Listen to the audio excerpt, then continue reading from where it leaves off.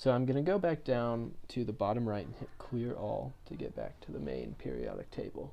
And we'll head back to lithium. The next thing I'll direct your attention to are the trends up in the upper left corner.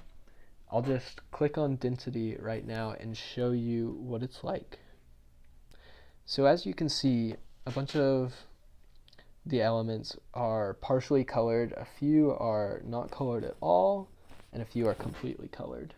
This is the way of showing relative density of each of the elements. So element 76, osmium, is the densest. If you click on it, it'll showcase its density up in the top center. It's 22.5 times denser than water, which is just incredibly dense. Whereas if you go over here to some of the gases, like neon is a noble gas, very, very low density. And this is the density of it as a gas, so that's to be expected. So these trends up here in the corner are just awesome ways to figure out how an element's placement on the periodic table affects its properties. So you can scroll down, they've got an option for atomic radius, electronegativity, melting point, if you keep scrolling, boiling point, ionization energy, and supply risk. So this one compares which elements are fairly common and easy to find and obtain, whereas other elements, such as the ones in red, are less available for us to find and consume, which is why they are often more expensive and harder to find. So I'm going to go back down to clear all now, and the last thing we'll look at is down in the bottom right corner. As you guys can see, there are two options down here in the bottom. One of them is history, so I'll tap on that. And this brings up a slider which allows us to see which elements were discovered for a selected year. So the scale starts at AD0, and the highlighted atoms are the elements that were known and identified by that point. That'll be your iron and copper and gold and sulfur. If you move the slider down here at the bottom, you can slide it up. The next element to be discovered was arsenic in 1250, so there's a pretty big gap here. But you'll see arsenic just popped up, and as you near the end of the 18th century, there is a big explosion of elements. So this is just a really cool way to visualize what years elements were discovered in and which ones we are just now finding out about today. It goes all the way up here to 2017, which is really cool.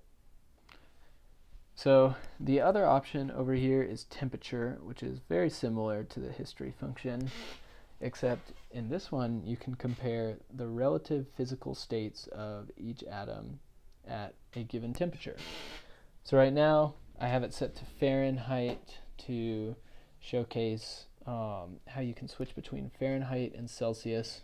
Right now it's about room temperature, so you can shift between.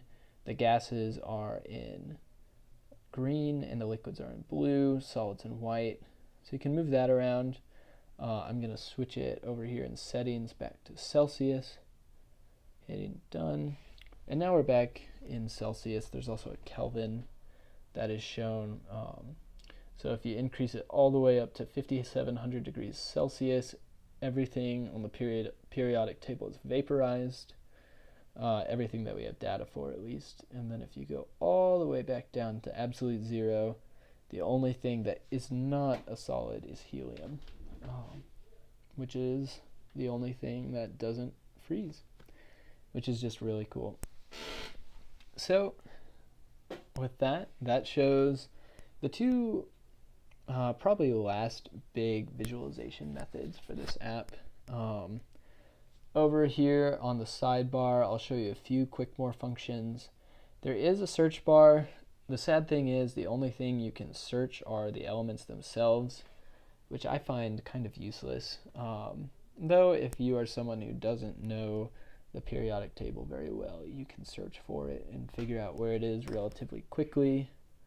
I haven't found anything else that you can search, like I'll search boiling point here, and I'll hit enter and nothing pops up. So that's a little disappointing. Hopefully they expand that soon at some point.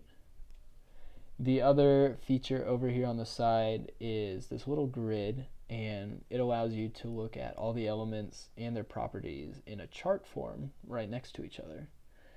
So this is cool if you're wanting to investigate elements and how they compare to each other and how their properties, how their numerical properties compare to each other. If you want, you can go up here to select elements, and you can tap on certain elements that you'd like to compare side by side.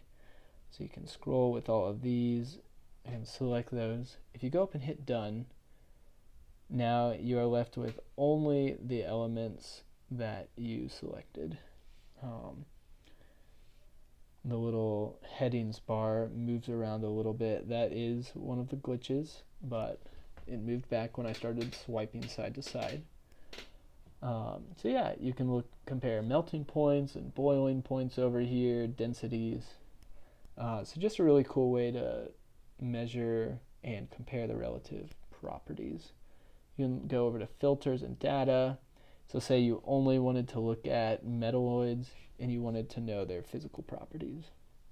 So I selected metalloids up there, and I'll go down to the bottom and I'll turn off the basic facts and the atomic data.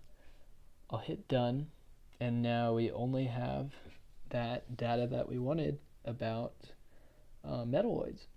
So it is nice to be able to select them and have all this data in a table right in front of you for that. And with that, that is the end of our exploration through this periodic table app. Once again, it's completely free on the App Store or on Google Play. There's also a web-based version if you're on your computer. This is a great app. I'd encourage you to explore it further. And also, if you have any questions, leave some for me in the comments. I'll do my best to help you out. In the meantime, keep doing research, and I will see you guys later.